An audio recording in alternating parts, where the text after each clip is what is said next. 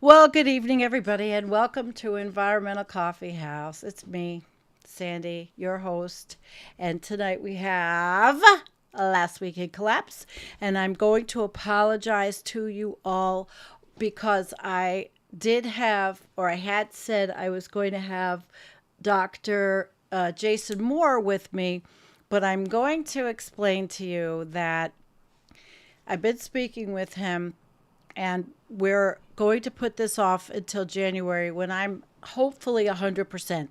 I can't do the kind of interview with Dr. Moore that I want to do when I am not 100%, which I have not been.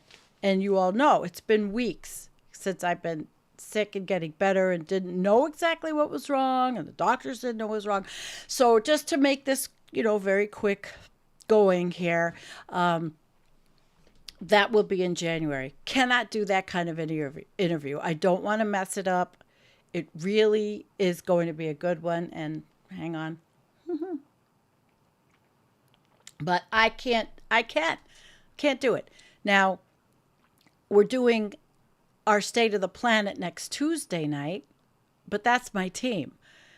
Antonio, Jim, Jennifer, myself, and Nicholas. I can handle that. Okay. And I can handle this. But to do an interview, I have to finish papers and books and all that. So there you go. And let's get started on Last Week in Collapse as people are joining. Let me get everything set up. I have a couple of videos. I have, let me tell you something. It's a heavy duty show this week, like it usually is. But it's good to see you. And thank you, Jean and Looney Tunes and Kim, for moderating as always. I really appreciate it. Welcome to people that are new. Welcome to people that have never been here before. Let's figure out how this is going to go. Okay, so we're going to start with December 1st to December 2nd, 7th. Last Week in Collapse. And of course, as always, I thank the anonymous author for giving me permission for this, because this is your world news report like no one else gives it. And when I say collapse, he says collapse, whatever. It's what's going on in the world. The world has issues. The planet is going through a lot. And man, damn. So let's get started. What a strange week. Japan confirmed that 2024 had its warmest autumn since they began keeping records in 1898. Northern India also set a record, November heat record. You figure, right? My gosh. And they've got some problems in India. Storm Bora killed 3 in Greece. Very sad. In Grenada, rising seas are even tearing up cemeteries. Check this out. This is sad. On the, whoops. Oh, I hate when they do this. Okay. On the Grenadian island of Caraco, even the dead are now climate victims. As the ICJ hears landmark climate case, Grenada's PM says vulnerable nations expect a long, hard fight for aid. Look at that. It's a macabre picture. Tombs, headstones, wreaths, lovingly selected by family members floating into the oblivion of the ocean, and with them, the remains of loved ones uprooted from their final resting place. Some are dragged back to land, washed up on beaches on the Grenadian island of Carcu, transforming the beautiful, beautiful Caribbean shoreline into a chaotic graveyard. It's the disturbing reality, said the Grenada's Minister Decon Mitchell. It's a poignant example of the gravity of the climate crisis and its impact on his country. Because of the rise in sea level, the Thibault Cemetery, where ancestors of our citizens in Kharkiv are laid to rest, has essentially gone out into the ocean. So you appreciate that, in a sense, both from a spiritual and ancestral perspective, even the dead are now victims of climate changing, of the climactic changes. This goes to the very core of people's spirituality, their sense of comfort and their sense of connection with the past. It creates a lot of stress and trauma for people because they question what future they have. The plight of the Thibault Cemetery is being presented as evidence of the worsening crisis facing vulnerable countries in the Caribbean in climate justice proceedings being considered by the International Court of Justice, the ICJ. The case, which opened Monday, which was last week, seeks clarification on what states can be held liable for in relation to climate change. It has attracted the attention of numerous countries and organizations with a record of 91 written submissions lodged for consideration before this week's landmark oral hearings in The Hague. And so the court has actually been asked only to provide an advisory opinion, but human rights lawyers say the court's opinion could and should strengthen the legal basis for holding countries accountable for their current and historical environmental damage. All right, listen. Before I go any further, it is crazy, in my opinion, because, first of all, the United States and China, I think, are the two countries, biggest polluters that don't even recognize this ICJ. All right. I don't really have to go any further. We just know that this is going to happen. It's a very graphic and grim picture, and we're not trying to oversell or exaggerate the damage or destruction. But it's bad, and it's what's happening. And it's and what happened at COP29 in Azerbaijan, an offer that critics called an insult at $300 billion, is far below the trillions that vulnerable developing countries need to stay alive. And if you don't think that this shit's going to happen everywhere, sorry, it's happening everywhere. What happened? Have we even heard about anything in the United States and North Carolina during Helene? Did we hear anything about cemeteries there? No. We're not being told anything in our country. Absolutely not. And it's disconcerting, but I don't think that there's a thing that's going to happen in the ICJ. At least the United States. I mean, after January 20th, all bets are off for our country. Those of us that are Americans that are with the show here tonight. So forget it. It's quite sad. It is. It really is. Now, in Bosnia, the country is drying up after a savage year of drought, and I wanted to show you the pictures there because, again, does anyone in the United States know about what's going on there in Eastern Europe, except for the war in Ukraine? This is the aerial photograph of the Jablanico Lake, through which the Neretva River flows near the Bosnian town of Konjk. So things are bad. Things are very bad. Drying up. They don't have water, and it is not getting any better there. It's not getting any better. So they've had a pretty bad year there too. But I just wanted to show you, look at this picture. Look at that. Hydroelectric plants produce most of the remaining power, and they're not going to have any. They're not going to have any. And of course, scientists warn that climate change is making extreme weather events more frequent. Duh. And it's falling on deaf ears in a lot of places in the world, unfortunately. In Spain, Although the floodwaters have left, the wreckage remains to be cleaned up. And that is a picture. I'm going to show you the picture that is probably prescient, the most important picture you're going to see. I don't know if I can make it bigger.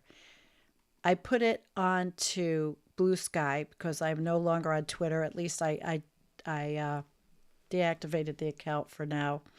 I can't stand it. It's too toxic over there.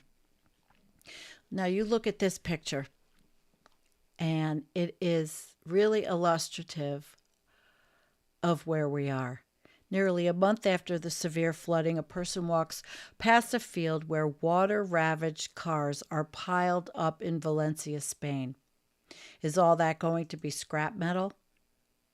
I mean, where's it going to go? But that is, to me, that picture is really illustrative of today, not the coming future, not Mad Max, today.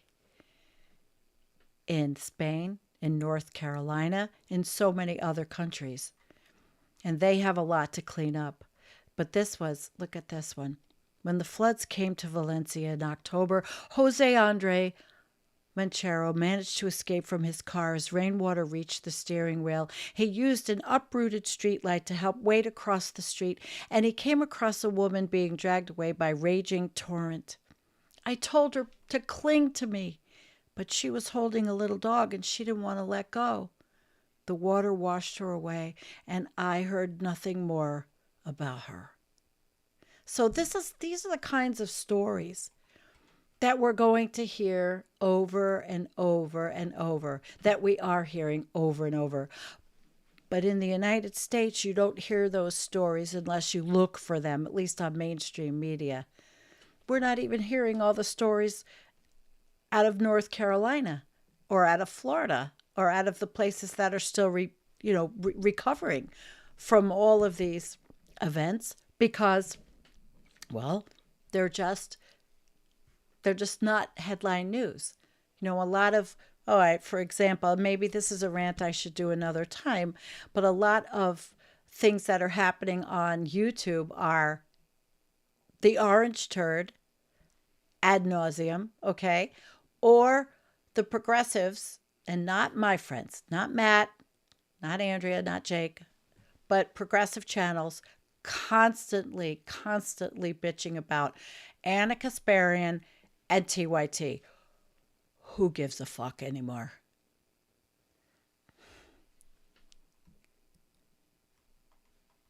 Okay. So Indonesia saw a record December heat, as did Vietnam. So how long does an ocean remember for? According to one study, about 10 to 20 years.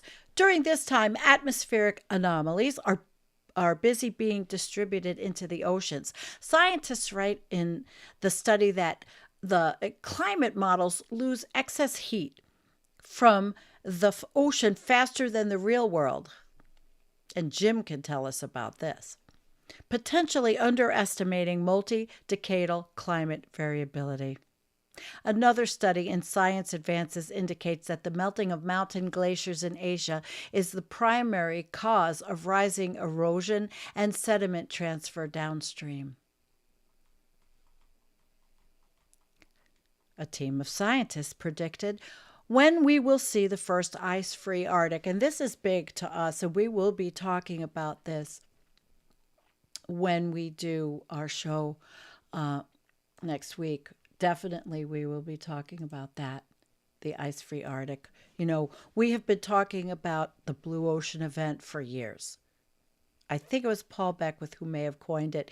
We have talked about it for years, and it looks like the possibility is going to actually happen. Not that we want it to.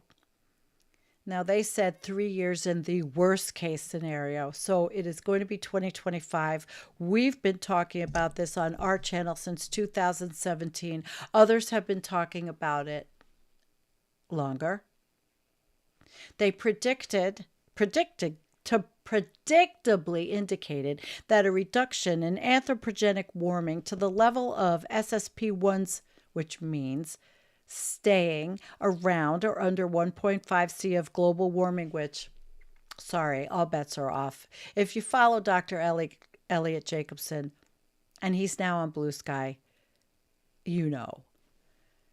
It may not prevent an internal variability induced first free ice day, but it could increase the probability of delaying or avoiding an ice-free day and month.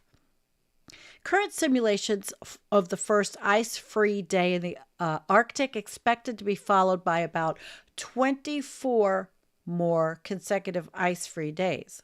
Now, remember, it's not that the ice is completely gone. It's a measurement. It's that the ice will go below these minimums, but there'll be ice, but they're classified ice-free. And carbon removal efforts still have a long way to go. And if I could just find the way to laugh on this one, I would, but I can't find my... Okay, wait. Let's hear this one. Yeah, okay. They have a long way to go, but actually, you really think that these carbon removal efforts... I mean, I sound so negative, but I see and read and understand what's happening. I'm not even going to look at it. And we're not even going to look at these because the graphs are just illustrative of what we all know.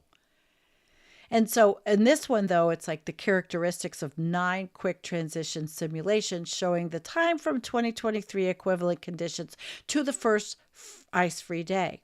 The degree of global warming for the first year of the first ice-free day compared to pre-industrial period, 5-year running mean, and then you have to look at the research, see the methods, and the date of the first ice-free day, and the duration of that first ice-free period in days.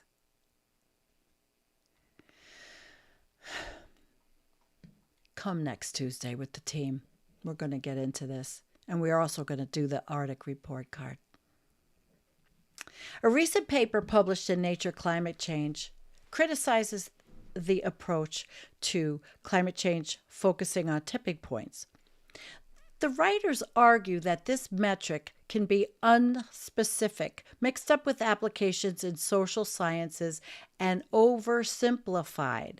And that's going to bring us to the first video I have, which let me set up, and then so that those of you that this is exactly what they're talking about here. What are tipping points? You might think climate change only happens slowly, but scientists warn that the higher temperatures rise, the greater the risk of passing tipping points, critical thresholds where small changes can trigger abrupt and permanent shifts in our climate. The Amazon rainforest has long been an important absorber of carbon dioxide, helping moderate global warming. But a combination of deforestation and climate change threatens to tip the Amazon from a carbon absorber to a carbon emitter, accelerating warming and replacing the beautiful rainforest with a dry savanna. The same could happen in the Arctic, where the melting of frozen soils could release another planet-warming gas, methane, into the air. This would further accelerate warming, causing even more melting in a vicious cycle. Ice caps over Greenland and Antarctica may also have tipping points. Passing these would cause significant melting and unstoppable sea level rise. Scientists don't yet know if and when such dangerous tipping points might occur or how they might cascade. But the good news is that society has tipping points too, beyond which we can change behaviours and work together to prevent climate change. For instance, in the 1990s, the Norwegian pop band a-ha were unhappy that anti-pollution road tolls also applied to greener electric cars. In rebellion, they drove their electric car and stubbornly refused to pay the tolls, racking up fines until public attention made the government change the rules. It was a tipping point. Today, 2/3 of new Norwegian cars are electric, and the rest of the world is trying to catch up. It is hard to predict if and when climatic tipping points will be reached as our climate changes. But societal tipping points like this one will be essential to nudge us on a path towards a more sustainable future.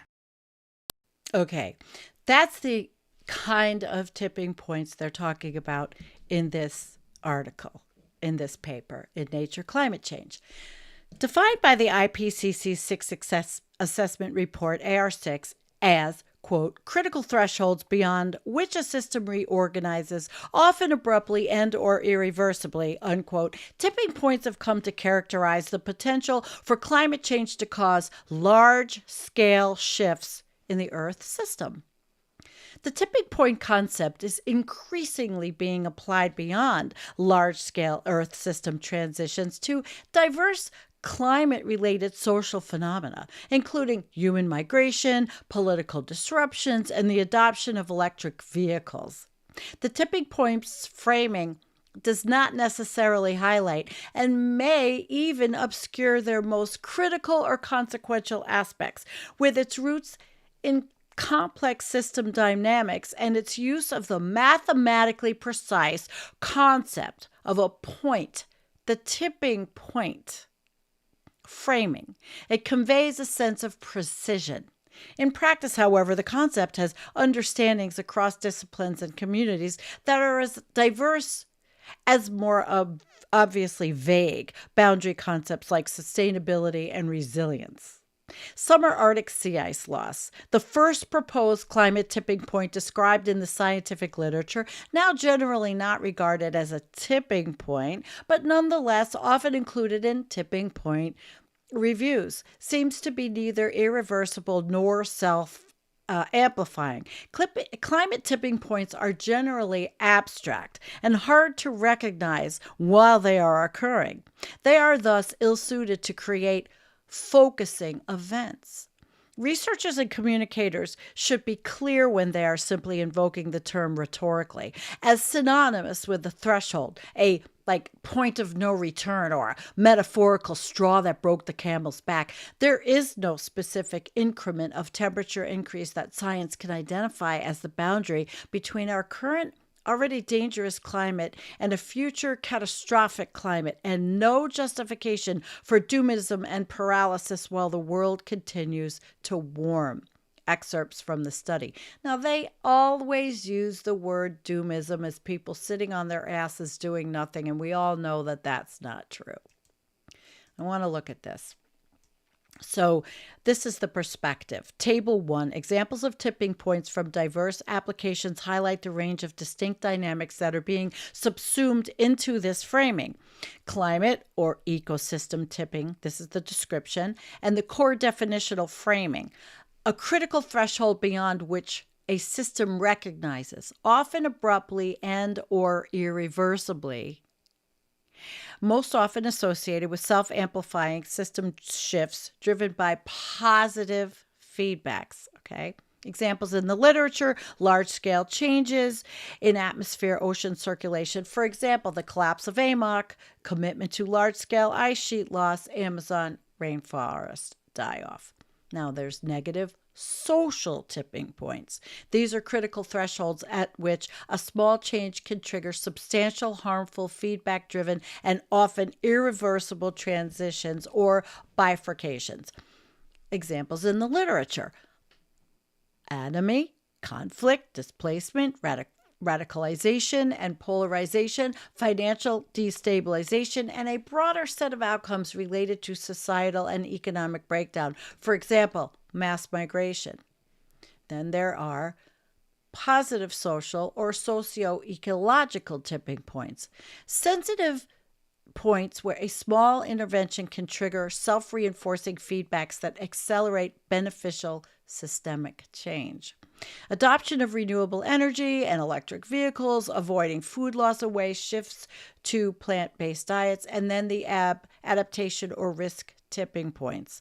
Thresholds not necessarily abrupt or irreversible that exceed the tolerances of current risk management strategies and require the adoption of a new approach. So examples: sea level rise exceeding the design tolerance, protective structures, accelerating extinctions, groundwater depletion, mountain glacier melting, unbearable heat, and insurance market collapse. I had wanted to look at that because this is the paper. This is the paper I think it's an interesting paper, and probably most of you won't read it, but it is. And nature climate change tipping points confuse and can distract from urgent climate action. So it was from early this year, but it finally got accepted in October, and it's I don't have the whole thing. I'm not going to look at the whole thing because you really have to. I think you might have to buy it, but it's quite interesting, and those of you who might be interested will should check it out. All right. Okay. So, a study found that 8 billion US dollars equivalent Aussie dollars went into a project to prevent the precipitous decline of the Murray-Darling River Basin and failed to achieve much. Most of the river's water continues to be used for agriculture. Wow, that's a lot of land. And in the diagram, it shows the drivers of change, policy instruments, and response variables, and the respective indigenous, economic, environmental, social, and compliance indicators used to assess the changes in the Murray-Darling Basin since the commencement of the Basin Plan. But you look at that $8 billion, and what do they say? Nothing. And here's the study for that one. It's not done anything. It's marine and freshwater research. Murky waters running clear, monitoring, reporting, and evaluation of the state of the Murray-Darling Basin after more than 3 decades of policy reform. So coming to waterways near you. All right, 16 died from Cyclone Fagal in Sri Lanka last Sunday, with 3 killed in India. Norway broke its December record for temperatures 3 times already. Finland announced that last autumn was its 4th warmest in history. Although some parts of the country felt their warmest autumn ever. In Finland. Simon Michaud lives there. Dr. Simon Michaud. A number of future climate assessments are said to focus more on water availability, migration, and broad adaptation efforts. All right. Portugal saw its warmest November on record. Flooding killed 29 in Thailand, forcing tens of thousands to relocate. Death toll rises to 29, which is actually low. And it's amazing that these death tolls aren't higher. But when 300,000 people are forced to flee their homes due to severe flooding, that's newsworthy. But how many have heard of it? I mean, we're a savvy group here. But a lot of people don't even know what's going on in the rest of the world. They don't even know what's going on outside of their own backyards. They don't even know what's going on outside of TYT and arguing about it.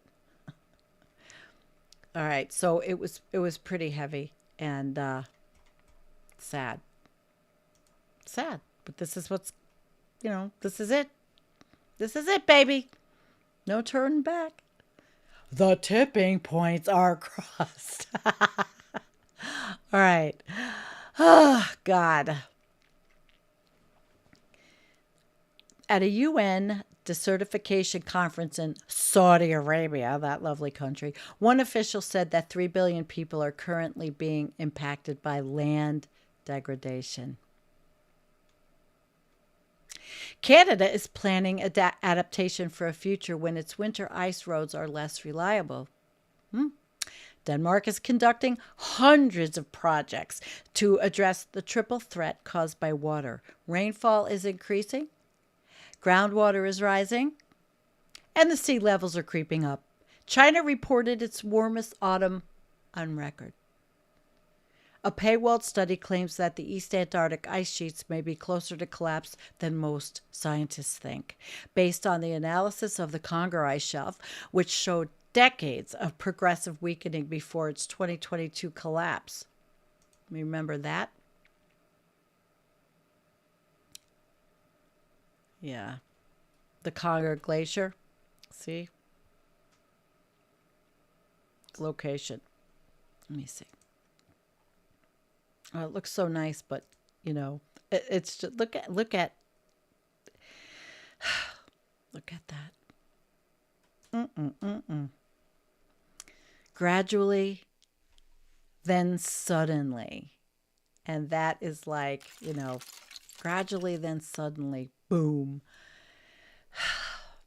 A study in Nature Communications studying Arctic glaciers found that submarine melting and calving occur almost exclusively in autumn for all types of outlet glaciers, and that marine terminating glaciers in high Arctic regions exposed to Atlantification are prone to rapid changes that should be accounted for in future glacier projections. The study examines the role of ocean water on reducing glacier size and the impact of meltwater on further glacial cutback. Look for a video by Jim Massa on this. I'm not even going to go into all this because he'll do a video on this, and he's an oceanographer, so he knows what he's talking about. And any of his videos on his channel, Science Talk with Jim Massa, are so good and so helpful. So, I mean, we can look at this. Svalbard, the Barents Sea, and ocean temperatures making it happen. It's a bit overwhelming when you know what the ramifications of all this are, which most people really don't, because most people don't think about it. Several children have gone missing after a dam burst in Colombia. Several Caribbean locations recorded record warm night temperatures for December. Scientists confirm their correct predictions for record low sea ice in 2024, according to a study in Communications, Earth, and Environment. Understanding the drivers and predictability of record low Antarctic sea ice in austral winter 2023. A doomy study. Oh, geez. What study isn't doomy these days? In Science posits that 1/3 of species will go extinct by 2100. Now, that is a study. It says a doomy study, but my gosh, already giraffes have been put on the endangered species list. But this is the study. It's in here. You want to read it. It's actually, it's not like it's qualitative. Because it's clear that human activities are altering the global climate. Researchers have been studying potential effects and predicting declines in extinction. Understanding the consequences globally requires the synthesis of many studies. So it's qualitative. Understanding the consequences. Following up on an initial effort nearly 10 years ago, Urban found that we could expect, with increasing certainty, that rising temperatures will lead to an increasing number of extinctions, with the highest emission scenario, which we're really on track for, leading to extinction of nearly 1/3 of the Earth's species, especially from particular vulnerable taxa or regions. But the thing about this is, I think it sounds to me like 1/3 is low when we see this happening all the time. I mean, just knowing that giraffes are on the chopping block, and basically in Africa, almost every other animal, and that's not just because of climate change, that's because of war, because of conflict. I mean, the climate issues and the environmental issues drive the wars and the degradation of the environment. War has a detrimental, horrible impact on the land. And the countries in Africa that have been warring, I've been telling you about this every time I do this show. So they're using, again, the 2100. Apparently, the shift from 2C warming to 2.7C warming increases the percent of species that will go extinct from about 3% to approximately 15%. Oceania and South America appear to be particularly impacted. South America, because of heat. Here's another one. Predicted extinction risk. We don't even have to look at it. Up like everything else. Up, up, up, and what are we doing? We're just kicking the can down the road. And they talk about taxonomy, ecosystems, threat level models, mechanisms. You could read it for yourself because it's a very intricate study, actually. And here's one. An interesting report from Nature Sustainability examined world forests from 2012 to 2014 anyway, using satellite data in order to determine how these forests were being disturbed or destroyed. Farms and fires seem to be the leading causes through analysis. Though analysis varies by region, I'm not even going through this. We know this is happening. It's just, the report, they did 10 those years, but we know what's happening. And so to go through this is a waste of my time, quite frankly. All right. 1 week after one dictionary named enshittification as 2024 word of the year, Oxford University Press chose another term, and that is brain rot. So we have a video I made for a little intermission that I will get ready. All right, sorry. If I was using my Stream Deck and actually push the buttons, it would go much better, but I'm terrible at using it. All right, here we go. Stand up and stretch, because here we go for intermission.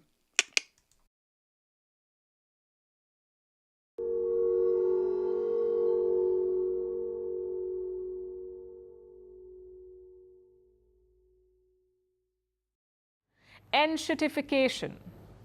Australia's Macquarie Dictionary has declared it the word of the year.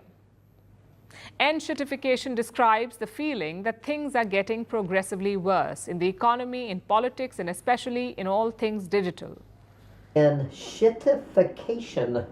By enshittification is Macquarie Dictionary's word of the year. A great enshittening in which the services that matter to us, that we rely on, are turning into giant pieces of shit.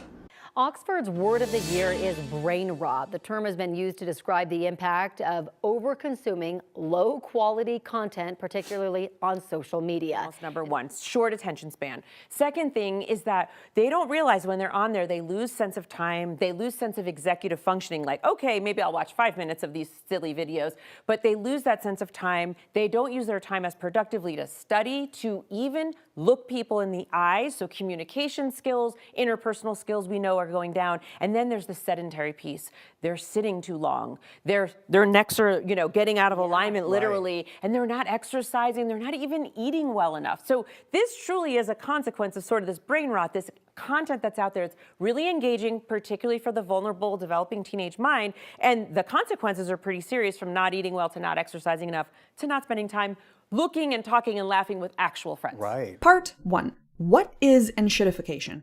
Enshittification is defined by Wikipedia as the gradual decay in quality of online platforms, specifically ones that act as two-sided markets. A two-sided market, by the way, is a platform that sits between buyers and sellers, such as Etsy or Patreon or Twitch or YouTube. It's a term that was first coined by Cory Doctorow when he described why he believes platforms die. Platforms are good to their users, then they abuse their users to make things better for their business customer. The honorable mention went to the term right to disconnect.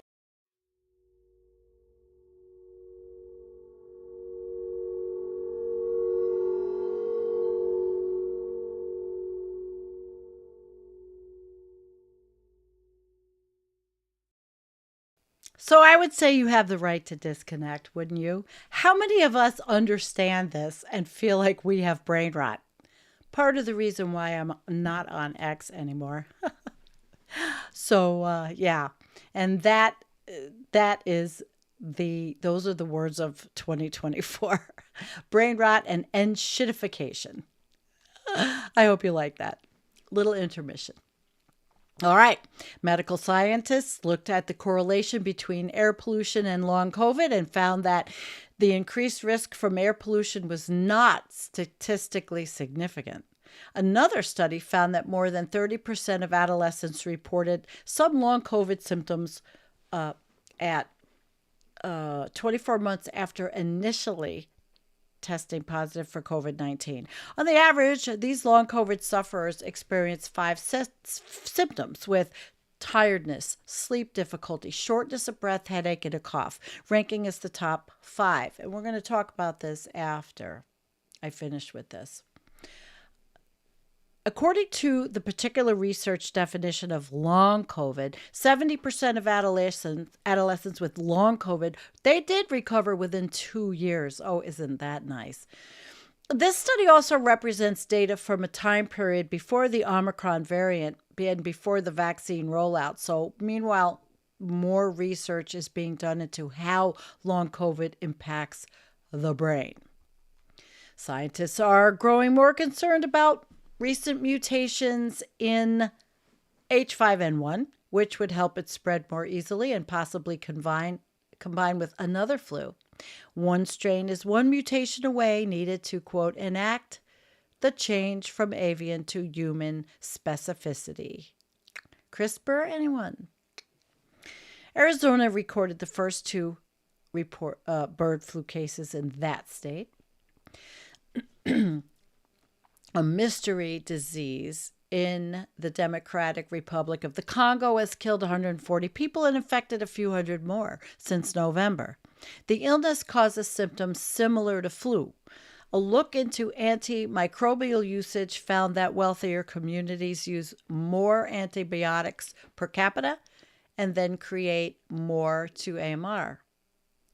What is that? Antibiotic resistance?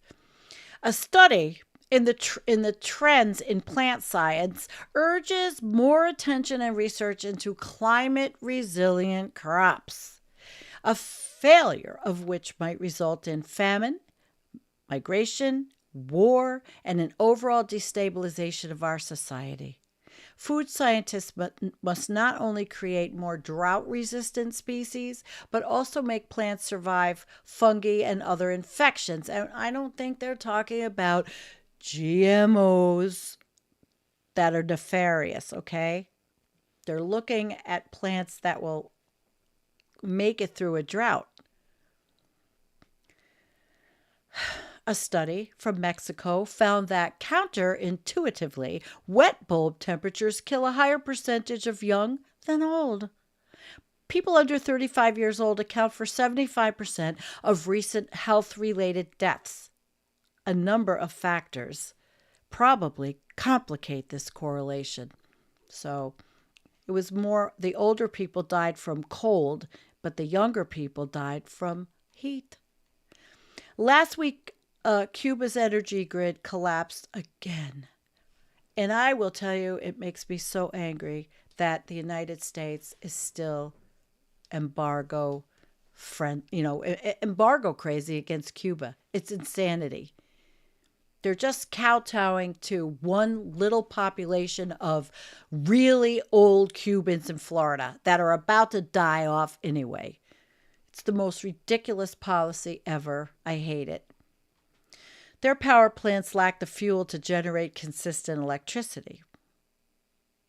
Ethiopia experienced a blackout on Saturday evening. Electricity shortages continue in Iraq and Kurdistan. As another economic confrontation heats up between China and the United States, last week China banned the sale of some minerals to the U.S. The orange turd is expected to retaliate. Bitcoin surged past $100,000 for the first time last week, pulling up many altcoins along the way. Is it time to sell yet? Now, I don't know how many of you have Bitcoin, but I know I don't. I don't even have real coin. President-elect Orange Turd threatens to enact trade barriers and tariffs, and they're threatening to upset the global economy such that it is. France's instability is contributing to the problem, And AI, like it or not, is reshaping everything. Watch Elliot Jacobson and his nephew from Switzerland. They did a live stream on Elliot's channel. You can learn a lot from him.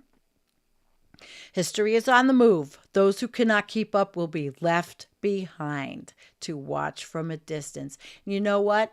Maybe being left behind watching from a distance is not that bad. Maybe it's a lot less stress.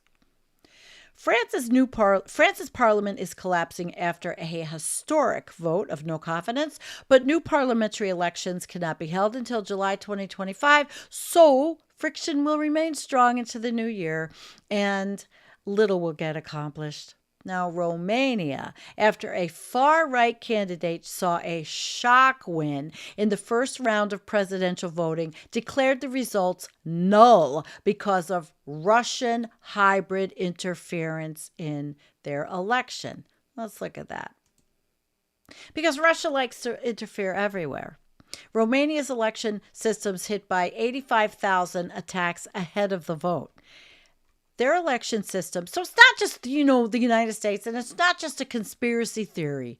And it's Romania's election system suffered over 85,000 attacks with leaked credentials posted on a Russian hacker forum before the presidential election. Romania's intelligence service revealed the 85,000 cyber attacks, Threat actors gained access to credentials for election-related websites and then leaked them on Russia's cybercrime forums a few days before the election. So shit's happening, guys. And of course, Moscow has denied anything. So shit's happening all over the world. Election interference, corruption. I mean, our country, the United States, is more corrupt than... especially in the healthcare, which I want to talk about after this, what I'm going to be doing for you guys. TikTok is under investigation for the app's role in the result. A Czech official is blaming Russia for 100+ suspicious incidents which took place across Europe this year. So it's not just people in the United States saying this. So if all these people are saying it, maybe there's something to it. Maybe they just don't like to mind their own business in Russia. Czech foreign minister says Europe needs to send a strong message signal to Moscow that this won't be tolerated. What do you think? 500 suspicious incidents in Europe. Russian hybrid attacks. I mean, it's really beyond the scope of this show, but it just shows you that it's not just people in the United States that are just, speaking through their ass. In Guinea, a crowd crush killed 135 with others wounded. The stampede was said to have been caused by a decision made by a soccer referee, and I have a video on this because to me, and we've seen this happen in other countries, but to me, it is absolutely insane that this shit happens and over sports games. Don't you think? Don't you think? Okay, here we go.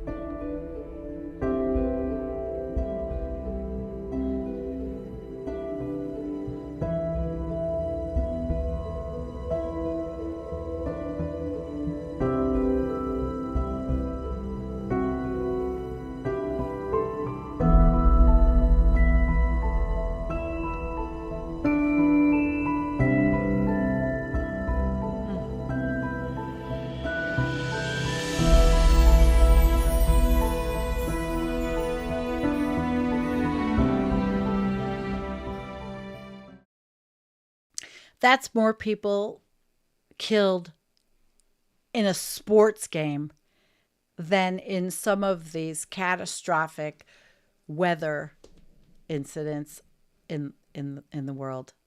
So that shows you, if that doesn't show you how fucked we are, I don't know what does. And it's happened at music shows also. We've seen that. It's very sad. In Haiti, police continually vie with gangs for control of disintegrating metropole.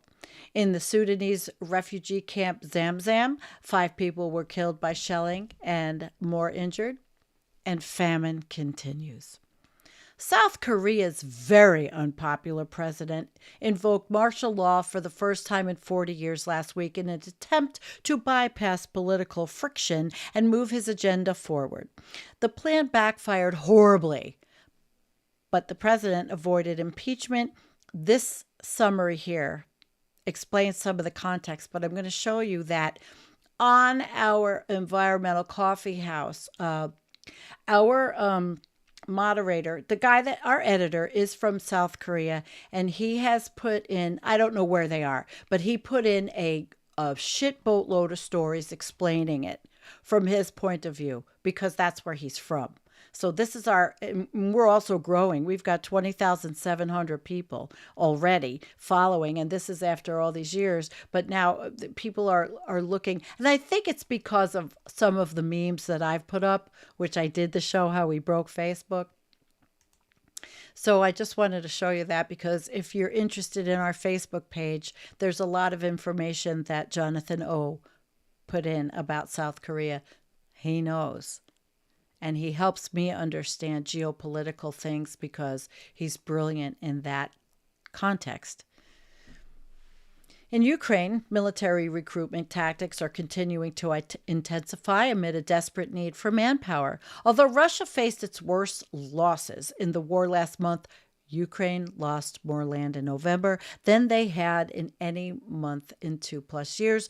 Russian strikes on Saturday killed 11. How much aid Ukraine needs and can get remains unclear. Ukrainians in Zaporizhia Oblast are bracing for a potential Russian push in coming weeks. Some Ukrainian soldiers are reportedly optimistic for the possibility of peace talks early next year if they can stay in the Kursk region until then. Zelensky also unveiled a new missile. Peklo, built in Ukraine, supposedly has a range of 700 kilometers, 430 miles, and a speed of 700. Look at that, 430 miles per hour. Meanwhile, North Koreans under Russian command are supposedly on the edge of starvation, in addition to being poorly equipped, trained, and led. So they were more used to marching to the leader in that country than actually going to fight anywhere. Because really, where have they ever fought? Over 90% of the 2.3 million people displaced and trapped in Gaza are bracing for a cold winter, living out of tents. Bread riots are reportedly common in the ruins of Gaza City. One UN official said the levels of hunger, devastation, and destruction we are seeing now in Gaza is worse than ever before. People cannot cope anymore. UNRWA suspended aid deliveries at the largest Gaza crossing because a breakdown of law and order in the region has resulted in lawless killings and theft. Israel is threatening strong reprisal for a breach of the fragile ceasefire, which has seen low levels of violence since being negotiated. Many say Israel has already broken their agreement. You think? Meanwhile, Hamas and Fatah have made an agreement for the post-war governance of Gaza, although Israel was not consulted. And I tell you what, this is going to get the toilet flush, because it's never going to happen. I wish we could just flush this whole war away.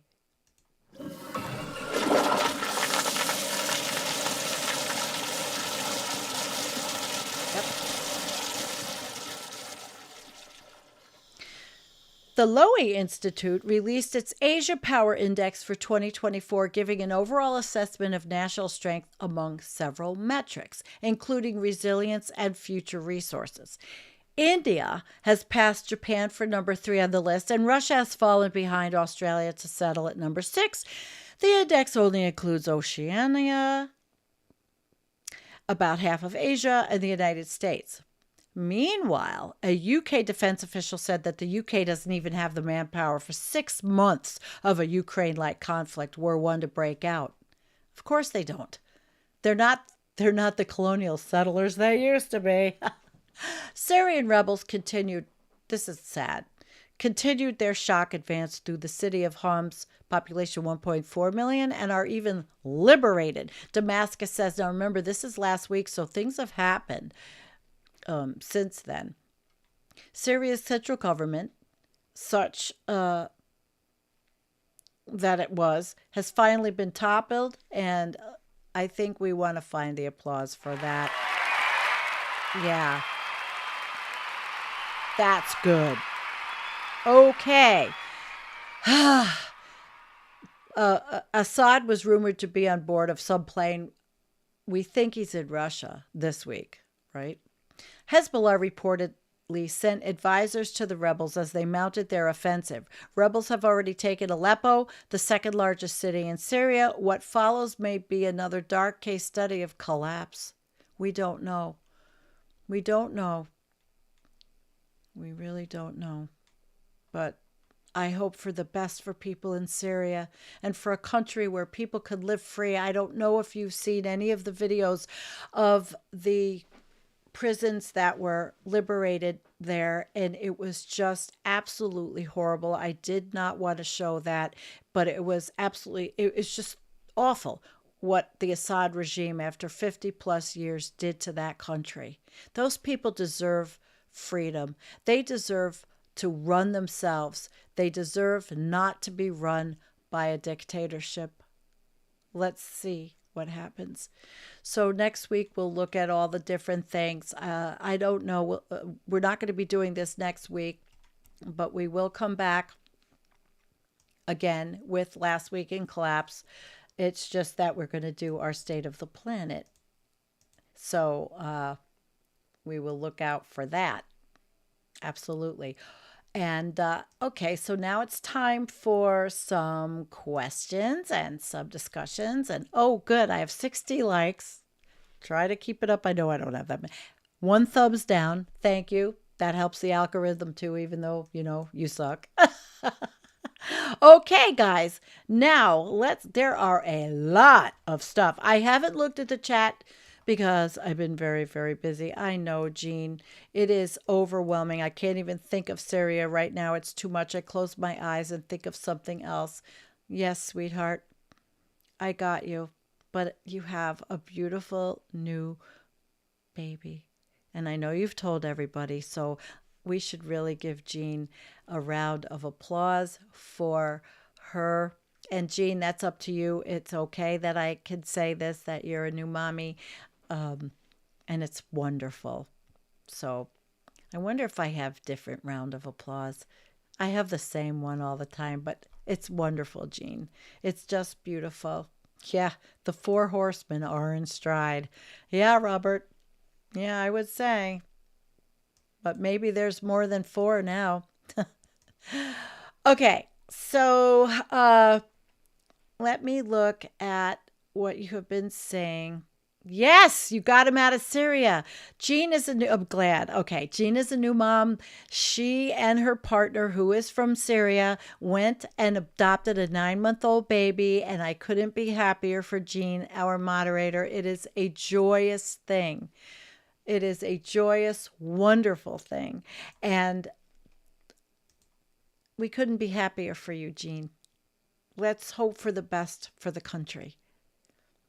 Congratulations. It is. It's a beautiful thing. It really is. Everybody's going to say congratulations. I really didn't know how far I could go with this and tell everybody, but it was a hard road for you. I know you guys had to travel. You weren't here for a while, and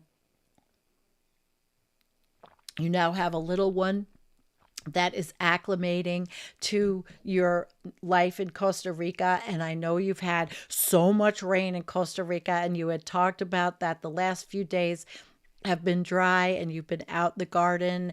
And I know that you lost your bean crop and there has been a lot of hardship there. So you deserve all of our best wishes for doing this adoption. It is a beautiful thing. Let me oh, well, thank you, Dwayne. I have to tell you guys, thank you. Of course, the kitties. Thank you, Dwayne. And Dwayne sent me a big box of cat food that his cats didn't like, and I got it. And my 8 cats, all these rescues, they'll eat it, and they are eating it. And if they don't like it, they can walk away and somebody else will eat it. So thank you, Dwayne, for that. It was quite beautiful. It really was, to get that package. And I just want to thank Dwayne again. That's very generous, as always. Really, why do good things happen to bad people? Yeah. There are some bad people that are having some good things happening to them. Like who? Like in the United States, where we don't want to talk about it? We don't want to talk about that. Hey, I got to give the right fucks. You're funny. You're funny. All right. So what I want to talk about really quick is what I'm going to do Friday night. I have firsthand knowledge. I know everyone and their brother everywhere on news, all over YouTube, are doing their postmortem and their reporting on the United Healthcare situation. And I've been wanting to do something for a long time. And because I was an HR director and I was over benefits, I know the system. I saw the changes over 20 years. I saw it get worse. I know the long-term disability system, not Social Security. I'm going to talk about the long-term disability system. All of the insurance systems in the United States are scams. They are money-making operations that don't give a shit about you. So come Friday night. But I want to talk about something, about time, and see what you guys think that are here with me. Matt, the letter hack, my buddy, who I do the show tomorrow night with Andrea and Jake, well, he's been doing his Fridays at 9 o'clock when I do my Fridays at 9 o'clock. And I really don't want us to do it at the same time. So I'm thinking of either going earlier or later. But I've got a lot of material to go over about the long-term disabilities in the United States and the health insurance industry from my experience, because I have more experience and ability to talk about this than most of those podcasters who have absolutely no clue what it's like to manage a benefits office like I did. And I want to talk about it. Okay. So, before I do that, Tommy has had a good question about the energy crisis for people to heat their homes. I think it was. And any thoughts? The energy crisis. Well, in New York State, we have a program called HEAP, the Heating Energy Assistance Program for people. Even for one person, it's like $32,000 a year is the max you can earn. So it's really not bad. And I don't know if I can find this, actually. Tommyus, do you think there will be food riots? I really don't know how to answer that question. Tommy, you can write to me in Discord, and we can talk about it, possibly. Oops, I don't want to do that. There's home heating problems for a lot of people, but I mean, I have experience in New York, and I've applied for HEAP, and I'm waiting to hear because I'm a poor slob. My own fault. I don't blame anybody. That's my problem. Oh, here. Are we surprised that we haven't hit an energy wall yet? Not really. but I listen to certain people talk about peak oil and energy, and Art Berman's a good one for that. There's a lot of people out there that do talk about this. So I would say a lot better people than me. Okay. So anyway, that's it. Oh, Kelly Green, I want to tell you quickly about Kelly. Kelly has a channel. I will be having Kelly. I know you've got a live folk singer you want to watch at 9. Okay. You're probably gone. Oh, that's on Friday. Well, I'm going to introduce you to Kelly. He's going to come on with me. He's going to be my guest. We're going to talk about what he's doing on his channel. He's Canadian, and it's pretty terrific what he's trying to do. So, Kelly, we have to figure out a date for you. And all right, so I lost my train of thought. Linda. My late husband spent years of money on long-term health coverage, and I feel it was such a scam and discouraged anyone I know against it. The poor man was dying, and they said he didn't qualify. I'm going to talk about all this on Friday. It's terrible. Of course. Yeah, absolutely. You're my buddy. And definitely. Oh, yeah, okay. Looney says visit the merch store. Although I haven't redone if you're going to get anything on there, get the bigger, the oldest, bigger, beautiful graphic, because I got the coffee cup again. I didn't bring it in to show you, but it's too small, I think. And I have a lot of work to do. But like I said, I've been sick for 3 weeks, and really, I'm just starting to feel better. And I'm really lucky because I had somebody come over that they shoveled all of the snow off my entire deck, which was very heavy. Now it's raining, but if all that, and once it gets cold, because what is it now? 46 degrees. Let's see what it is. No, I don't want to see that. I want to see what the temperature is. 47 degrees. So it's 47 degrees, but yet I had a foot of snow. And then it's going to go down to 13 degrees. So all of that would have turned into ice. That's a lot of heavy stuff. So I was really, really blessed and lucky that this person came over to help me and also did some loading of firewood for me.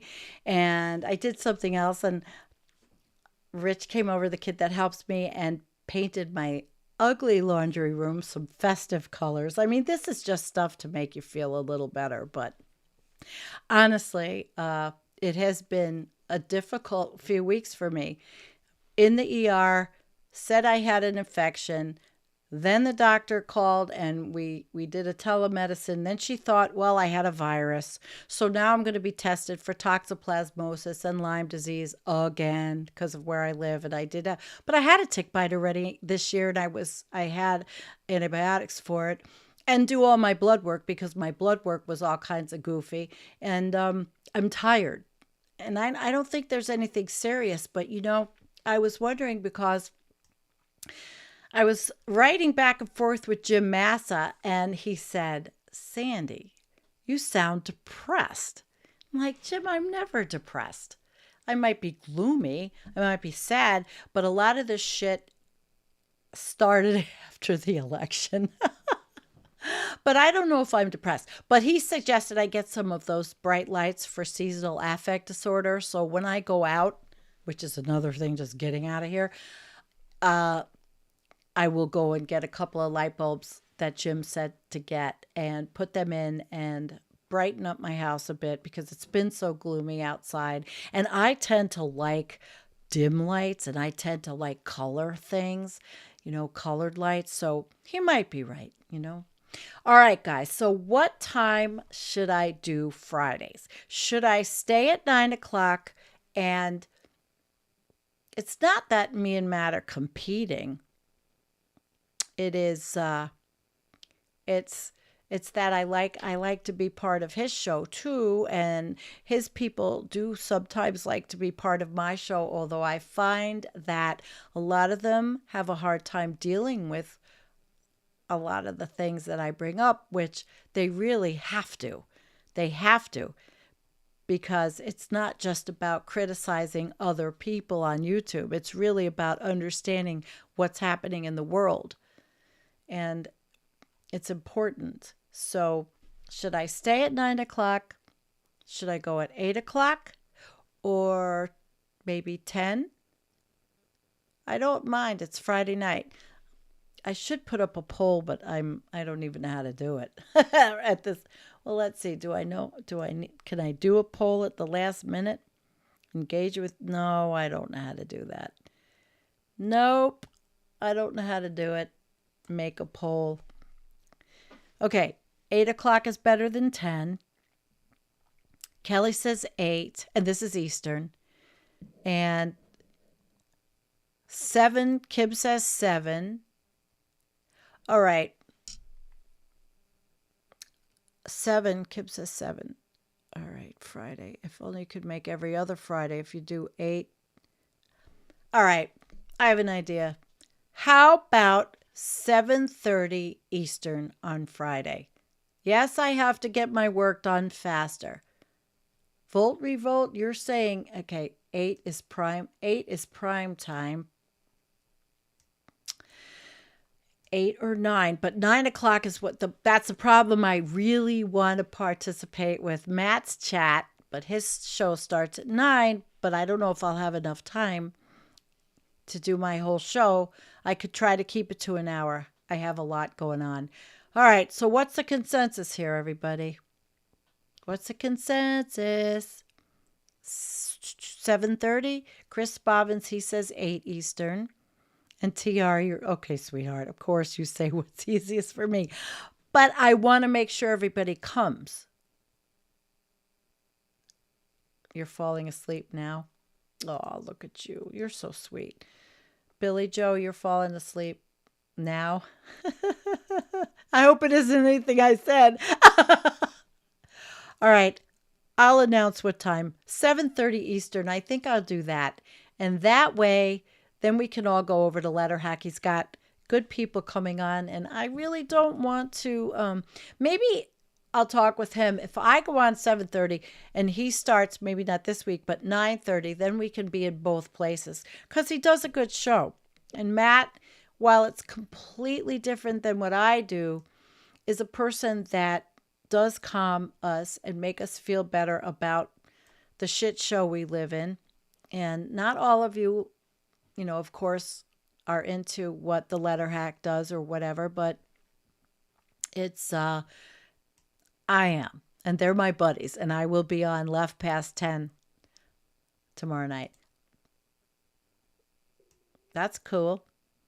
I take these supplements. I eat really well. It's not that. Now, who knows if I had a virus? I tested negative for COVID, so I really don't know what it was. Really. UTI, I took the antibiotics, but then she said she wasn't even sure. It's very, very... Oh, his guest is Majority Report caller Ronald Reagan. Yeah, but the guy's interesting, right? That's why I wanted to be part of that. So, yes, me too. Me too. I like his voice, and that's why I am on his Wednesday night show.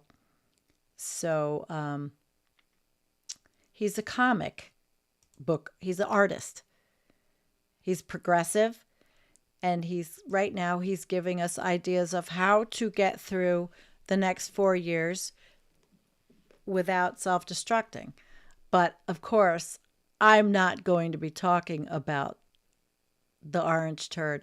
There are a million things to talk about besides that. And I will be talking about everything I did during the last 4 years of the orange turd. And when I do shows on, I'll put the link in, Kelly, I'll put the link in the show notes, okay? I will be doing shows on Arctic and, we'll be doing our group shows. Jim will come back about oceans. There's so much under the science, climate, environmental realm that we don't have to talk about the idiot that's coming in January. And I don't want to be living paranoid and thinking, oh my God, I have to take down my entire channel. They're coming to get me and all that. I may take down a few of my controversial political ones, but we have a lot of, 4 years, that's optimistic in the climate world, because we don't know. We could be totally fucked, right? And Jean, you're right. We have so much to talk about with collapse and science and the planet and adapting and how to live. And by the way, in January, Jordan Perry and Karen Perry will be with me. And I really want to bring people on that help us, like Carolyn Baker, help us understand how to live through these times we are living through while we're still here. Okay? All right. So I'm going to put on the good night music. I want to thank you guys for everything. I have been, how long? An hour and 15 minutes. I've covered a lot of ground, and there's a lot going on. There always are. All right, so I'm going to do my show on Friday at 7:30 p.m. Eastern, which means I have to get up super early. Oh, I had one more story I didn't tell you about this morning. I have to tell you this story. Okay, that that I have all these cats. Well, I have a humidifier in my bedroom. Pretty big one because it gets very dry here heating with wood. Well, my little shit, Siku, he's a year and change. That knocked over that humidifier at 3:30 in the morning, and I literally had a flood in my bedroom. It took me almost 2 hours to clean it up. I have really clean floors now, but I have a ton of towels sitting in the bathtub to dry out. So, my gosh, what a mess. So now I have to figure how to do that humidifier without him knocking it over. So I just had to do that. Oh, and there was another couple of things I wanted to show you. Wait a minute. I got to turn this down before I go. I forgot all about this. All right, wait a minute. I wanted to show you something. I forgot. This is a picture that one of our wonderful followers sent me for Christmas. Look at that. It's a polar bear. And this particular artist does his lithographs on maps. Isn't that beautiful? I completely forgot I wanted to show you guys this stuff. Look at that. Isn't that beautiful? He does his work on maps, and you can see his name is Daniel Baxter, and you can see his art at www.danielbaxter.com. All right. And look at, there's some more.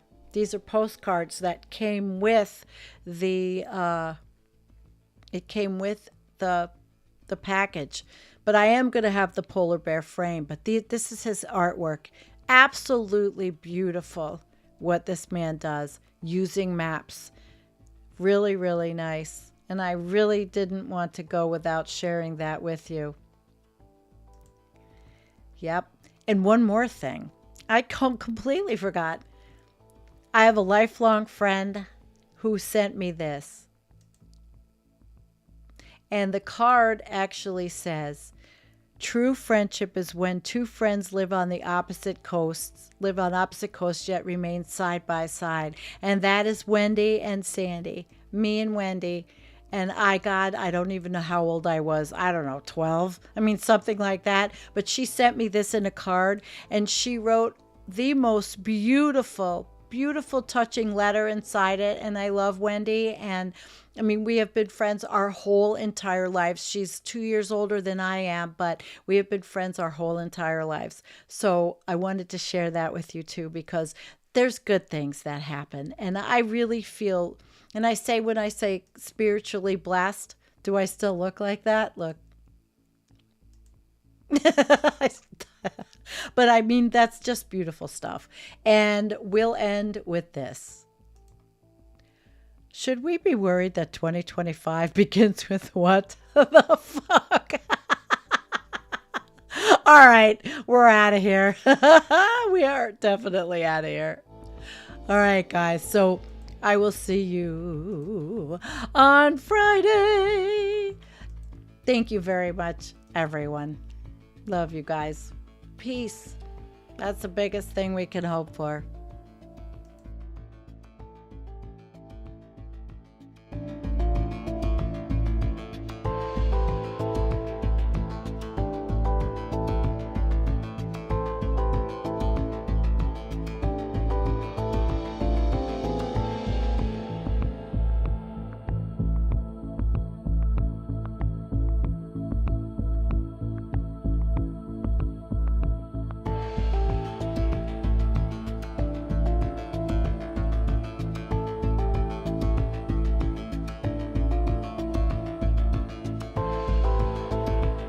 Thank you.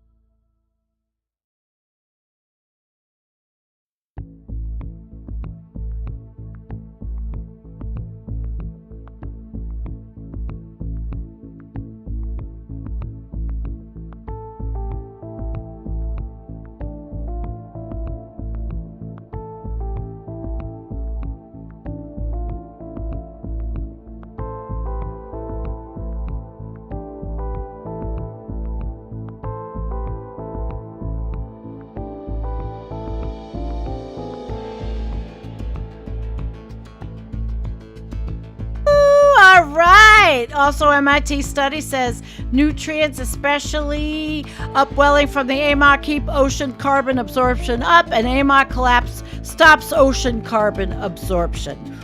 Woohoo. Thank you, Nadia. I love you, Nadia. Thank you.